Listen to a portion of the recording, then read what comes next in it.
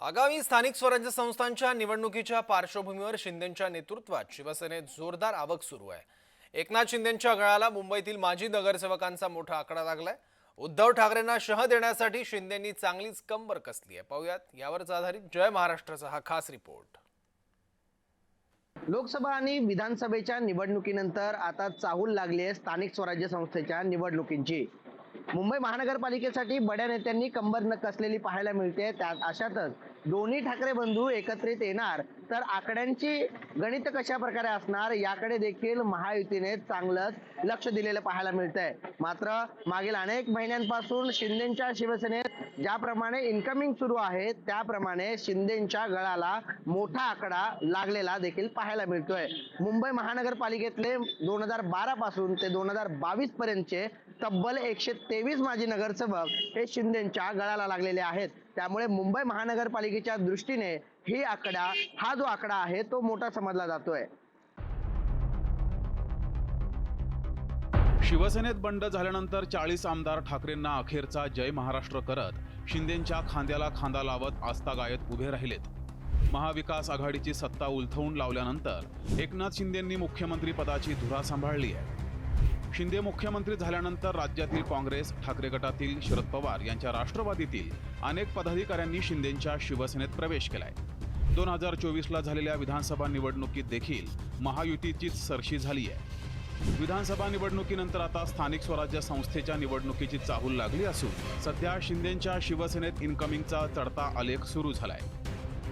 स्थानिक स्वराज्य संस्थांच्या निवडणुकीची चाहूल लागल्यावर अनेक पक्षातील बड्या नेत्यांनी कंबर कसली आहे। अशातच गेली 2 दशकं एकमेकांवर टीका करणाऱ्या ठाकरे बंधूंनी मराठीच्या मुद्द्यावर एकत्र येत विजयी सभा देखील घेतल्या।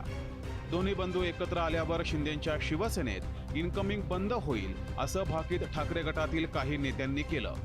मात्र शिंदेंच्या शिवसेनेत इन्कमिंगचा धडाका सुरूच असून मुंबईतील माजी नगरसेवकांचा मोठा आकडा हा शिंदेंच्या गळाला लागलाय।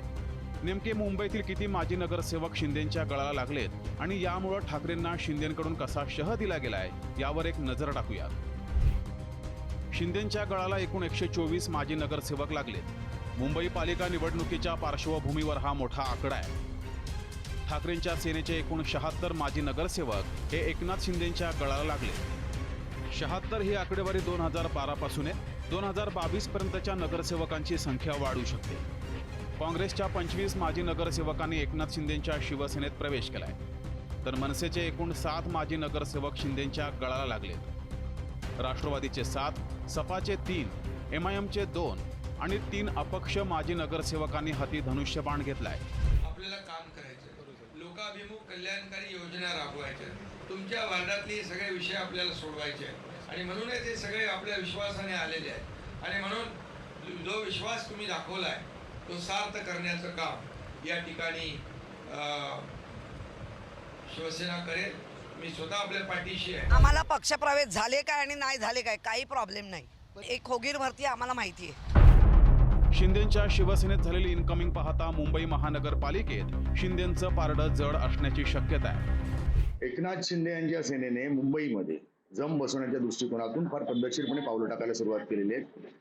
त्यांनी 2012चे 62 नगरसेवक आणि 2017चे 65 आणि अलीकडच्या काळात आणखी काही आले, असे सगळे मिळून जवळजवळ 127 नगरसेवक आज त्यांच्या माजी नगरसेवक ह्या त्यांच्या पक्षामध्ये आलेले आहेत। त्याशिवाय अनेक शिवसेनेचे पदाधिकारी आजही त्यांच्याकडे येत आहेत, उद्याच्याही काळात येतील असा त्यांना विश्वास आहे। या सगळ्या पार्श्वभूमीवरती शिवसेना उद्धव ठाकरे यांच्यासाठी निश्चितपणे मोठं आव्हान मानलं जातं। ही गळती थांबवणं हे त्यांचं काम आहे, जे त्यांनी पद्धतशीरपणे करणं गरजेचं आहे। दोन्ही ठाकरे बंधू एकत्र मिळून जरी निवडणुकांना सामोरे जात असले तरीही शिंदेंनी त्याची आधीच कसलेल्या पैलवानासारखी तयारी केल्याचं या आकडेवारीतून स्पष्ट होत आहे। त्यामुळे त्या मुंबई महापालिका निवडणुकीत कुणाची सरशी होणार याकडे तमाम मुंबईकरांसह साऱ्या राज्याचं लक्ष लागलंय। कुणाल बोहिटे, जय महाराष्ट्र न्यूज, ठाणे। मुंबई महापालिकेच्या निवडणुकीच्या पार्श्वभूमीवर शिंदेंकडे होत असलेली इन्कमिंग आणि शिंदेंकडे आलेला मोठा माजी नगरसेवकांचा आकडा यावरून आता मुंबई महापालिकेमध्ये सरशी कुणाची असते हे पाहणं महत्त्वाचं असणार आहे। कुणाल बोहिटे, जय महाराष्ट्र न्यूज, ठाणे।